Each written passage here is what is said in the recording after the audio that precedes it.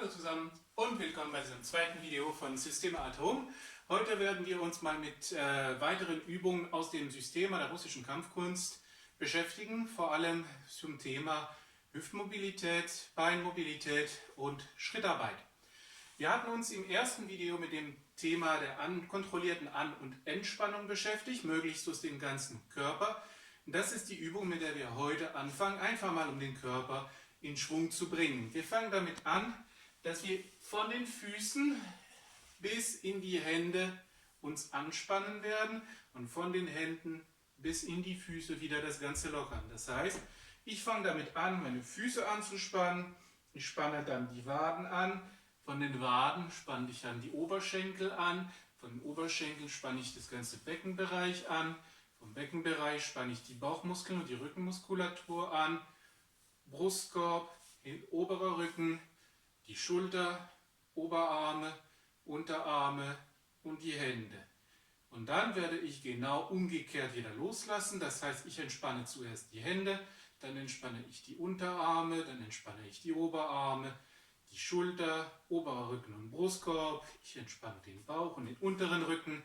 Ich entspanne das Beckenbereich, ich entspanne die Oberschenkel, ich entspanne die Waden und zuletzt entspanne ich die Füße. Okay? Und wenn man das relativ fließend und schnell macht, kann man das mit der Atmung kombinieren.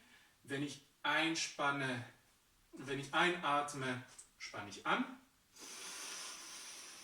Und beim Ausatmen entspanne ich. Noch einmal. Das Ganze machen wir nochmal umgekehrt. Das heißt, wir fangen in den Händen an. Hände anspannen, Unterarm, Oberarm, Schulter, Rücken, Bauch, Becken, Oberschenkel, Waden und Füße. Und genau andersrum locker lassen. Füße, Waden, Oberschenkel, Becken, Bauch, Brustkorb, Schulter, Arme und Hände. Und hier genauso mit dem Atmen. Einatmen, anspannen. Ausatmen, locker lassen. Einatmen, anspannen. Ausatmen, locker lassen. So, damit haben wir schon mal ein bisschen den Körper in Schwung gebracht. Wir werden jetzt ein bisschen die Beine und die Füße lockern. Wir fangen damit an, dass wir die Fußspitze auf dem Boden aufstellen und dann beschreiben wir mit der Ferse Kreise, so groß wie es halt geht. Und so kreisen wir den Fuß, dehnen ein bisschen unseren Knöchel, lockern das Ganze ein bisschen aus.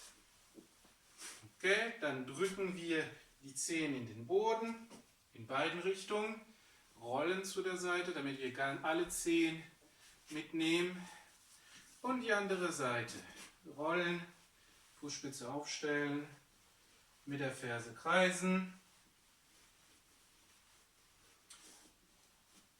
Und dann die Zehen nacheinander auf den Boden drücken und abrollen. Wir können uns auch, ich stelle mich mal seitlich, damit man es besser sieht, mal einen Ausfallschritt nach vorne und dann konzentrieren wir uns auf das hintere Bein.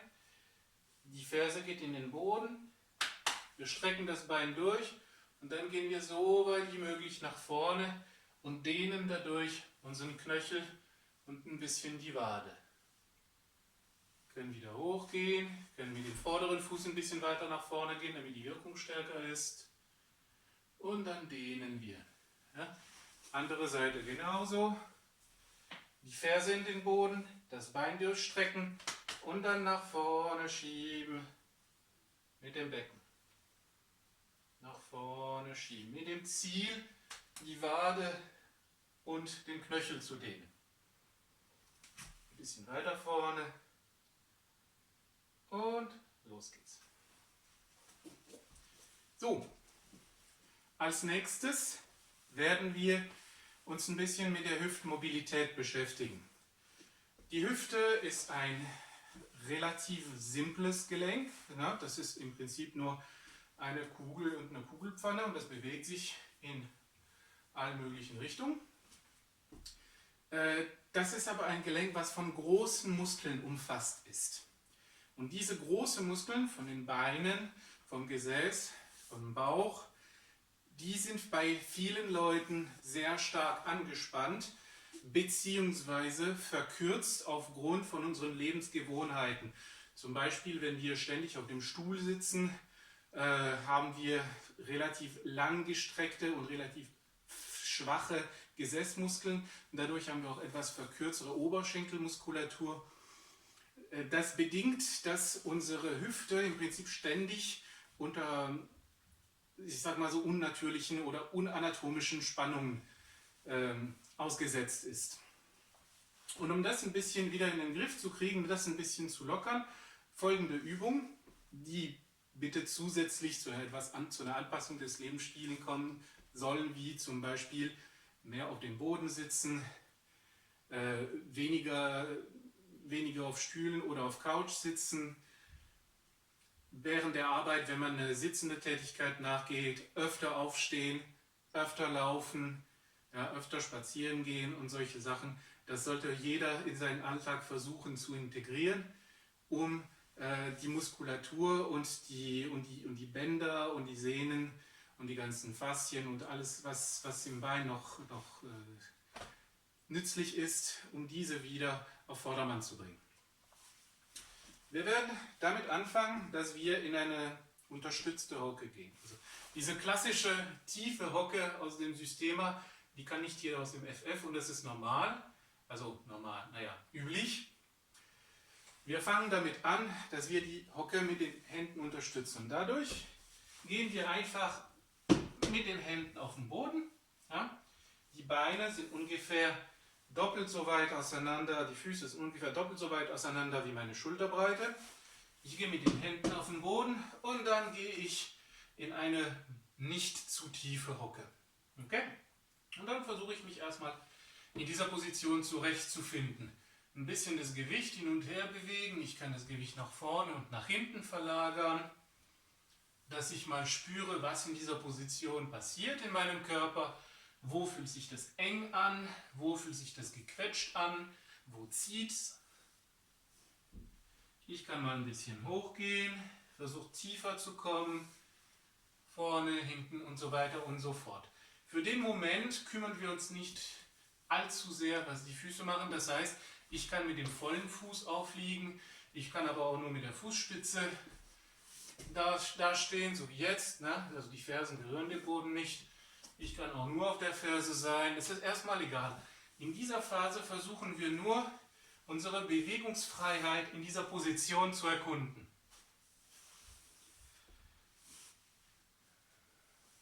Links und rechts schieben, über Kreuz, nach hinten. Okay. Jetzt werden wir ein bisschen anfangen, das Ganze zu dehnen. Mein Ziel ist es, das Knie, das rechte Knie erstmal nach vorne in den Boden zu bringen. Das heißt, in Richtung meines Oberschenkels, in Richtung meines Fußes, das Knie in den Boden bringen. Ich stütze mich mit den Händen ab und dann bringe ich das Knie langsam nach vorne und wieder hoch. Andere Seite genauso. Oberschenkel und Fuß zeigen alle in die gleiche Richtung. Und jetzt rolle ich im Prinzip mit meinem Oberschenkel über meinen Fuß bis nach unten und wieder hoch. Und hier und hier, hier. Okay? Sobald das funktioniert, versuche ich zusätzlich, wenn ich in dieser Position bin, das andere Knie möglichst zu öffnen. Das heißt, ich drücke dagegen, soweit es geht, mit dem Ellbogen zum Beispiel, mit der Hand, wenn ihr von dem Gleichgewicht klarkommt. Und dann die andere Seite. Knie runter, nicht auf den Boden ablegen. Andere Knie nach hinten drücken. Hüfte öffnen, dehnen, Gleichgewicht suchen. Okay. Und dann wechseln. Hier, da, hier und da und hier und so weiter. Okay? So. Im zweiten Step werde ich mein Knie seitlich ablegen. Ich werde versuchen, dabei möglichst viel von dem Fuß in Kontakt mit dem Boden zu haben. Ich möchte idealerweise über die Außenkante des Fußes rollen. Und das mache ich dann so. Hier. Ich kann mich am besten hinten abstützen. Ja, und dann so über die Außenkante des Fußes nach außen rollen. Wieder hochsitzen und rollen. Und auf und rollen. Und auf und rollen. Okay? Mein Fuß, die Fußkante ist ständig in Kontakt mit dem Boden. Seht ihr? Ich mache es ein bisschen aus dem Winkel. Andere Seite genauso. Und hoch. Und dann kann man die Seiten wechseln. Über die Mitte, nach außen, über die Mitte, nach außen, Mitte, außen und so weiter. Jetzt auch noch versuchen, genau wie bei der ersten Übung, wenn ein Knie unten ist, versuche ich das andere Knie nach außen zu drücken.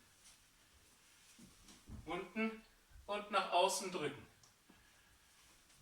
Unten und nach außen drücken. Unten und nach außen drücken.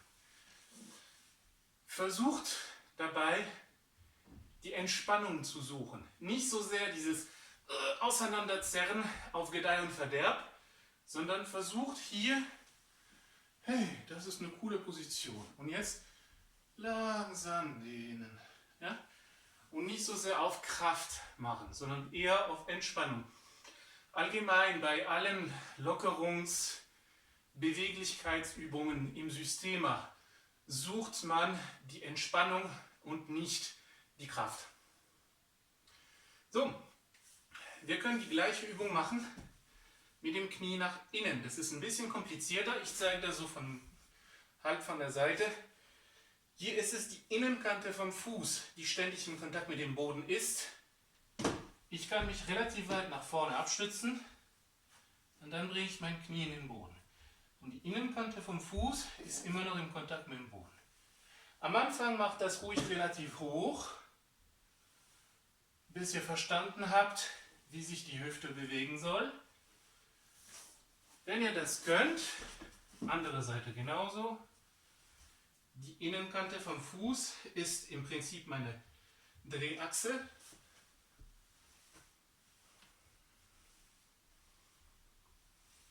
Wenn das funktioniert, versucht das mal aus einer etwas tieferen Hocke zu machen. Hier muss mein Knie durch meinen Arm durch bis zum Boden. Okay? Ich mache das ohne Arm, damit man den Fuß sieht. Die Innenkante vom Fuß ist immer in Kontakt mit dem Boden. Das geht auch ohne Arme. Aber dafür muss man erstmal die tiefe Hocke können.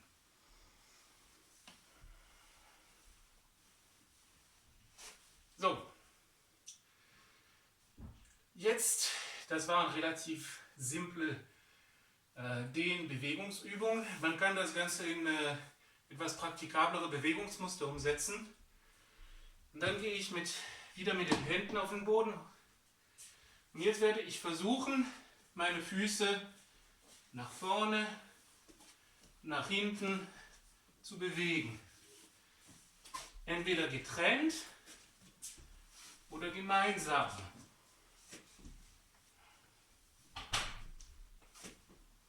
Okay? Und dann kann ich versuchen, entweder kleine Schritte zu machen oder gleich größere Schritte.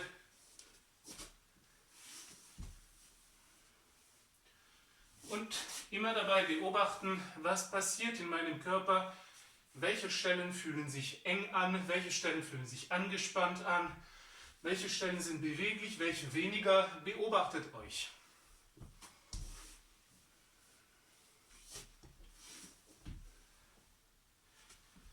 Das Ganze geht auch zur Seite. Erstmal nur das Gewicht hin und her schieben. Je beweglicher ich bin, desto tiefer mache ich das. Am Anfang kann man es natürlich relativ hoch machen. die Unterstützung auf dem Boden suchen und dann nach und nach kommt man ein bisschen tiefer.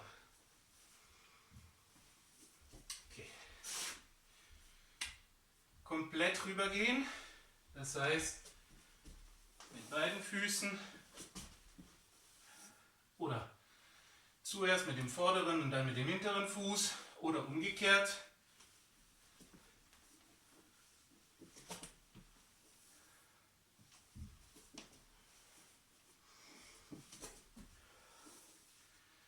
Okay, und mit diesen Übungen könnt ihr euch euer kleines Bewegungsprogramm auf dem Boden selbst gestalten.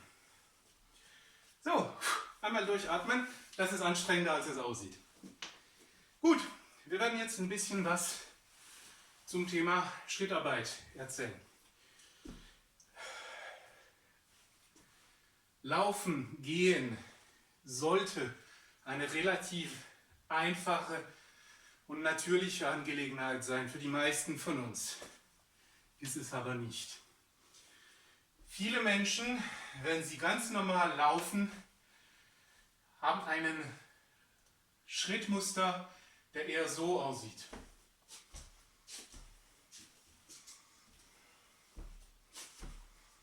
Das heißt, zum einen sind bei vielen Menschen die Beine viel zu sehr durchgestreckt. Zweitens, der Schritt geht viel zu sehr aus der Hüfte raus. Und drittens, man lässt sich in den Schritt fallen. Das ist alles nicht besonders schonend für die Gelenke. Und in einer Kampfsituation, weil Systema ist ja Kampfkunst, ist das kein Schrittmuster, der uns besonders hilft. Um das besser in den Griff zu kriegen, werden wir erstmal folgende Übung machen. Wir gehen mit den Füßen ungefähr schulterbreit auseinander. Ja? Nehmt euch ruhig einen Teppich oder irgendeine Unterlage mit einem Muster, so wie hier auf diesem Teppich. Da könnt ihr erstmal sehen, hier, wie breit sind denn eure Schulter tatsächlich. Und dann könnt ihr auch die Füße entsprechend hinstellen. Die meisten Leute, wenn man denen sagt, stell die Schulter breit auseinander, machen die so. Ja, man soll es auch nicht übertreiben. Schulterbreit ist eher so. Okay, in dieser Position werde ich mein Gewicht komplett auf den linken Fuß verlagern und dann einfach das rechte Knie etwas hochnehmen. Nur das Knie. Verlagern, Knie hoch. Meine Hüfte geht dabei nicht hoch. Das da darf nicht passieren. Okay? Dann meine Hüfte, wenn ich hier die Finger auf den Hüftknochen habe, da könnt ihr sehen, das sind meine Hüftknochen. Meine Hüfte geht nicht hoch. Okay? Andere Seite genauso. Einfach nur Gewicht verlagern, Knie hochnehmen. Versucht bei dieser Übung euch auf die Knöchel zu konzentrieren und versucht die Knöchel zu lockern. Das heißt, ihr haltet euer Gleichgewicht durch eine minimale Spannung im Knöchel. So wenig, wie es nur geht. Okay, so. Dann bleiben wir erstmal ein bisschen in dieser Position. Und wir werden versuchen, die Hüfte ein bisschen zu stabilisieren, indem wir erstmal sagen, ich strecke das Bein etwas weiter nach vorne. Dann bleibe ich ein paar Sekunden. Ich mache das relativ kurz, aber ihr zu Hause versucht das bitte 10, 15, 20 Sekunden zu machen. Dann gehe ich wieder zur Mitte, prüfe, dass meine Hüfte wieder waagrecht ist. Dann nehme ich den Fuß nach außen. Hier genauso 10, 15, 20 Sekunden bleiben. Zurück zur Mitte, prüfen, dass die Hüfte waagrecht ist. Dann drehe mich mal nach hinten. Nicht andersrum, die Couch stört. Nach hinten. Da könnt ihr gleich prüfen, dass die Hüfte nicht offen ist, sondern dass die Hüfte nach unten zeigt. Okay? Und wenn ich zurückkomme, wieder hier waagrecht. Andere Seite genauso. Gewicht verlagern, Knie hoch, Hüfte prüfen, Fuß nach vorne, 10, 20 Sekunden aushalten, Fuß zurück, Hüfte prüfen. Fuß nach außen, 10, 20 Sekunden, Fuß zurück, Hüfte prüfen. Fuß nach hinten, 10, 20 Sekunden, zurück, Hüfte. Diese Basisübung kann man beliebig verkomplizieren, indem man zum Beispiel sagt, ich gehe auf die Fußspitze oder ich mache das mit geschlossenen Augen oder beides zusammen und selbst, also ich schaffe das nicht. Ja? Aber probiert ruhig, das ist eine interessante Erfahrung, was passiert, wenn ich die Augen schließe und versuche mein Gleichgewicht zu halten. Da merkt ihr, wie viel wir von unserem Gleichgewicht eigentlich über die Augen aufbauen und nicht nur über unsere Körperwahrnehmung, über unseren tatsächlichen Gleichgewichtssinn. Wenn wir jetzt in der Lage sind, das Knie hochzunehmen, ohne dass wir umfallen und ohne dass unsere Hüfte dadurch belastet wird, fangen wir an, mit dem Fuß leichte Kreise zu machen. Völlig entspannt, völlig locker. Also ich bin hier, auch mein Standbein ist locker. Ne? Mein Standbein ist nicht angespannt. Ich versuche mich zu lockern bei der ganzen Sache. Kreise in die eine, Kreise in die andere Richtung. Wenn ihr merkt, dass ihr während der Übung das Gleichgewicht verliert, geht nochmal zurück zu der Grundposition, ruht euch aus, findet wieder euer Gleichgewicht, fangt wieder an. So, das Ganze machen wir auch auf der anderen Seite. Gewicht rüberschieben, Knie hoch, prüfen, wo ist meine Hüfte und kreisen mit dem Fuß. Oberschenkel ist locker, Wade ist locker, Bein locker, Rücken locker, Nacken locker, Schulter, die Finger sind locker. Und für diejenigen, die Bock haben, ihr erinnert euch an das, was ich im ersten Video gesagt habe, lächeln. So, jetzt beschreiben wir mit dem Knie eine 8, und zwar eine horizontale 8. Und mein Fuß schwenkt einfach so mit. Hier gilt genauso, meine Hüfte geht nicht hoch und der Rest des Körpers bleibt entspannt. Wer dabei Schwierigkeiten hat, darf sich natürlich Hilfe holen. Man darf sich an den Stuhl festhalten, man darf sich an irgendwas festhalten, was einem ein bisschen Halt ist. Es ist wichtiger, die Übung locker zu machen, als die Übung mit perfektem Gleichgewicht zu machen. Ja, mir geht es nicht darum, dass ihr euch total anspannt und dann unbedingt das da macht, sondern viel besser ist,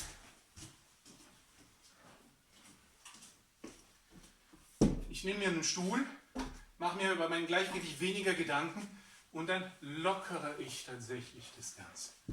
Es geht um die Lockerheit. Wenn das Ganze ohne Stuhl geht, umso besser. Ihr könnt auch versuchen, diese Achterbewegung hinter dem Körper zu machen.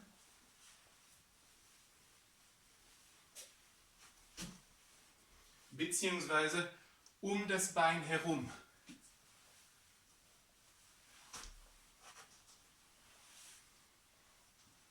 Und das Ganze natürlich von beiden Seiten.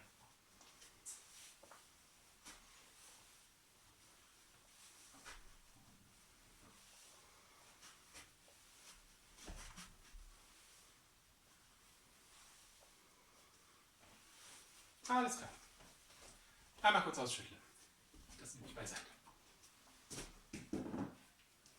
So, zur Schritttechnik an sich. Der normale Laufschritt sollte ungefähr so aussehen. Man sieht auf der Entfernung natürlich nicht viel. Von vorne.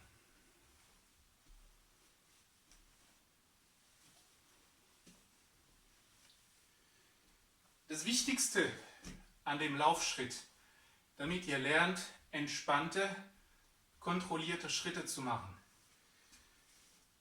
Das Wichtigste ist es, im Knie anzufangen. Das heißt, wenn ich einen Schritt machen will, dann gehe ich nicht zuerst mit dem Oberkörper nach vorne und dann stolpern in den Schritt rein, sondern ich gehe ein bisschen nach unten. Merkt ihr, wie meine Knie leicht nach vorne gehen? Okay? Und das eine Knie bewegt sich weiter nach vorne. Ich zeige das mit dem anderen Bein besser. Ich gehe ein bisschen in die Knie und mein linkes Knie geht jetzt weiter nach vorne. Dadurch hebt sich meine Ferse. Was mache ich jetzt? Ich löse den Fuß vom Boden und lasse meine Wade und meinen Fuß nach vorne schwingen. Ich lande auf der Ferse und dann rolle ich auf den ganzen Fuß. Was passiert dadurch auf meinem rechten Knie? Ja, ich war hier. Durch dieses Rollen hebt sich meine hintere Ferse und das andere Knie wird nach vorne gezogen. Dann lasse ich genauso meinen Fuß ausschwingen. Wirklich einfach nur ausschwingen, bis die Ferse den Boden erreicht. Und so weiter. Von vorne gesehen sieht das Ganze so aus.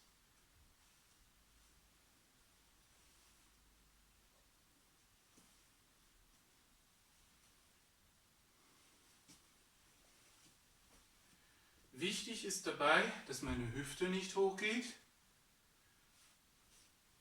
und dass der Schritt nicht aus der Hüfte kommt. Das ist kein Schieben von der Hüfte nach vorne.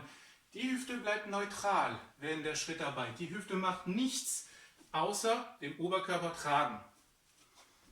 Das hat einerseits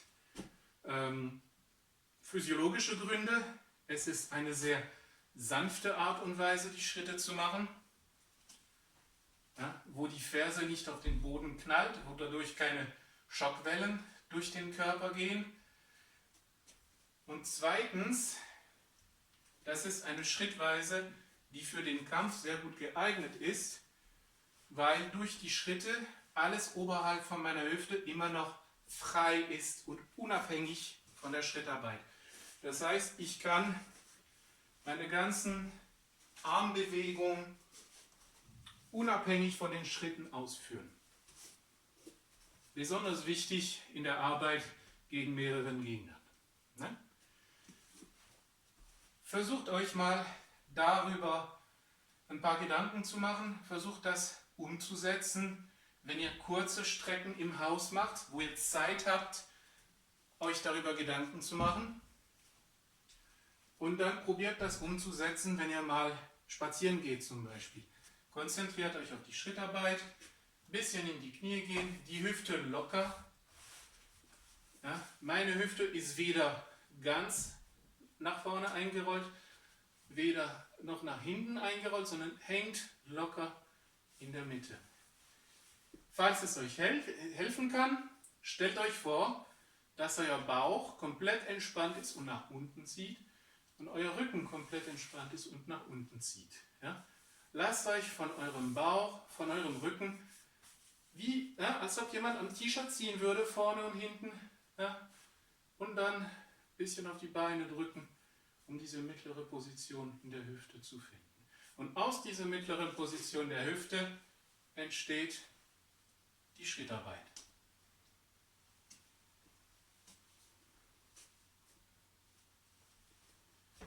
Ich wünsche euch viel Spaß beim nächsten Spaziergang. Wenn die Leute komisch gucken, ist ja nicht schlimm, könnt ihr einfach ignorieren. Die sind relativ weit weg wegen Sicherheitsabstand. Ihr braucht nur zweimal zu husten, dann kommen sie ein bisschen weiter weg und schauen nicht mehr. Und ich sage euch, bis zum nächsten Mal, bis zum nächsten Video. Ciao, ciao.